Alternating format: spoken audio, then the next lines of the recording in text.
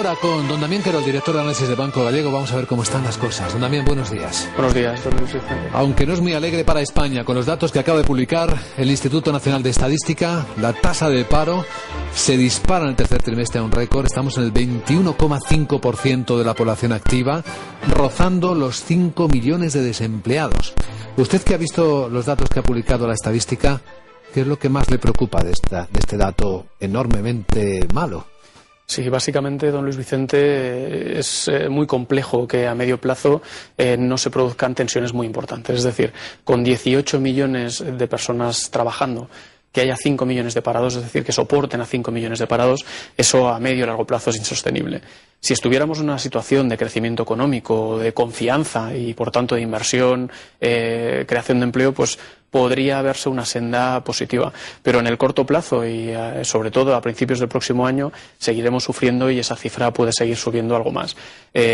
Para el último trimestre de este año creemos que podemos entrar en recesión, podemos tener un trimestre negativo de crecimiento y a principios del próximo año exactamente igual, lo cual es absolutamente negativo para la tasa de paro. Sí que es cierto que a nivel de sectores, ¿cuáles son los sectores más afectados? Construcción, servicios, agricultura, es decir, todo aquello que depende de la economía nacional sigue penalizado, sigue muy penalizado, y en cambio industria parece que ya ha hecho todos los recortes necesarios y el buen comportamiento o el buen hacer de nuestros empresarios yéndose al exterior, exportando, está permitiendo que el mal comportamiento del empleo en ese sector en concreto pues pueda disminuir respecto al resto. Pues esto sobre el dato de encuesta de población activa. De inflación, bueno, hemos tenido un dato adelantado, sigue en el 3% en octubre. Sí, es decir, ya lo decíamos hace tiempo, podemos estar en una situación de llamada destanflación, porque un 3% de inflación no es nada positivo. Con una tasa de paro cada vez más alta y una inflación también al alza, lo que provoca es menor poder adquisitivo de las familias y, por tanto, menor capacidad adquisitiva también en el inmediato futuro y por eso mismo la economía nacional seguirá penalizada. No me gusta ser tan pesimista, don Luis Vicente, pero es que los datos son los que son. Sobre todo un día después del acuerdo europeo y de que los mercados parecieran festejarlo, como si hubiéramos encontrado al menos un bálsamo de Fierabrás un poco activo. Sí, yo ahí diferenciaría mucho entre lo que sería el corto plazo y el medio plazo. A corto plazo era una situación necesaria, es decir, que bajáramos el coste de nuestra deuda. Si tenemos un 3% de inflación, una deuda al 6%, con un coste del 6% a 10 años, y además con una tasa de paro al aumento, la verdad es que todos los elementos son negativos.